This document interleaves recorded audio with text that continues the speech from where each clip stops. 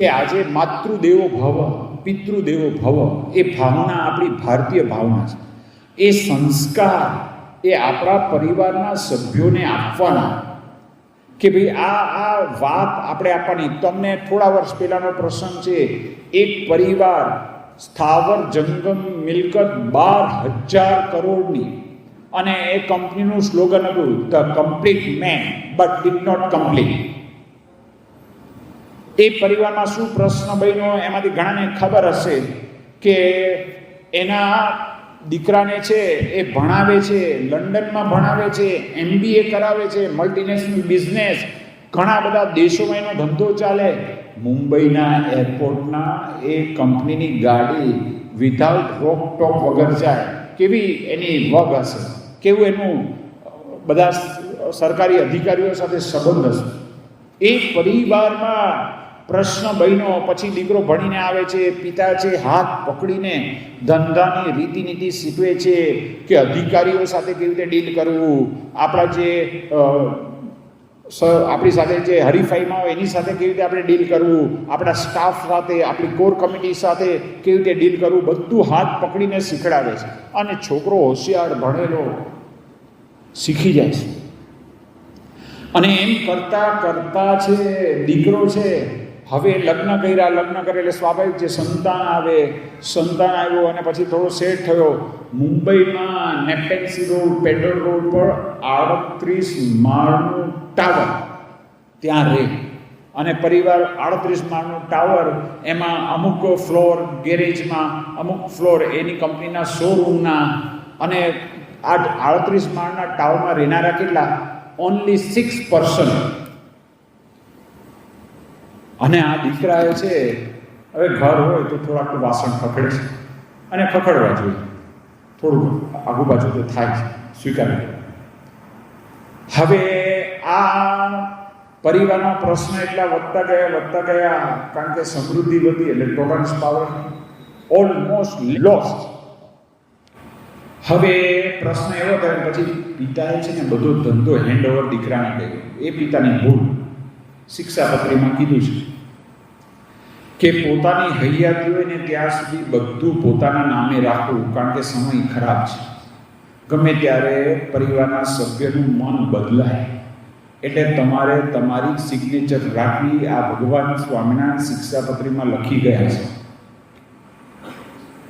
પણ આ દીકરા પર એને ટ્રસ્ટ, બધું એને હેન્ડઓવર કરી દીધું. 60-70% શેર એના નામના થઈ ગયા. પછી હવે ખેલ ચાલુ થયો. હવે જો એનો દીકરો HR વિભાગ દ્વારા, લીગલ ઓફિસર દ્વારા રાઇટિંગમાં લેટર મોકલે છે, પોતે જતો નથી, કે ના હવે તમારો આ બિઝનેસમાં કે આ તમારો આ ટાવરમાં રહેવાનો કોઈ રાઈટ નથી, પેરે કપડે નીકળી જાઓ. અને નીકળી જવું પડ્યું.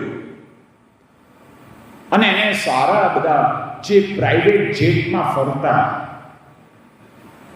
એ વ્યક્તિને રેન્ટના મકાનમાં રહેવાનો વારો આવ્યો, અને રેન્ટ પણ એના મિત્રો આપે.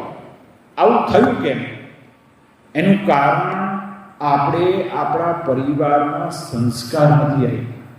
આપણે જે ભગવાનને માનતા હોય, જેમાં શ્રદ્ધા હોય, ભગવદ્ ગીતા વાંચો, શ્રીમદ ભાગવત વાંચો, રામાયણ વાંચો, મહાભારત વાંચો, જેના દ્વારા આપણને આ સ્વામિનારાયણ ભગવાનનું વચનામૃત છે, સ્વામીની વાત છે, જેના દ્વારા આપણા સંસ્કારનું જતન થાય, સંવર્ધન થાય, પોષણ થાય, એવું આપણે કરીએ તો આપણા પરિવારમાં એકતા રહે, સંપ રહે, અને પરિવાર અખંડ રહે.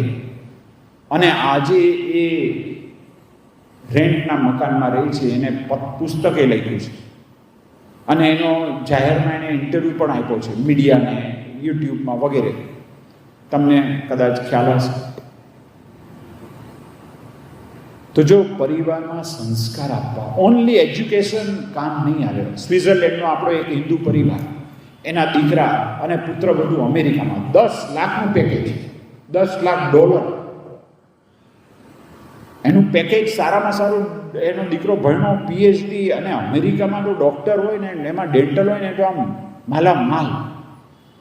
અને શિવ થાય તો પછી રાતોરાત રોડ પર આવી જાય. પ્લસ એ છે ને માઇનસ એ છે.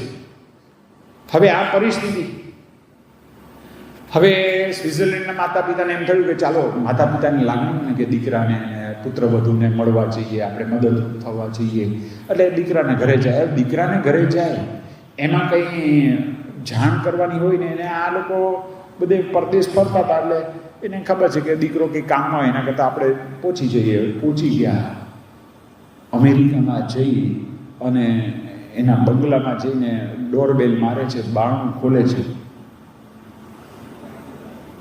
જોવે છે તો પેરેન્ટ્સ કેમ શા માટે આવ્યા,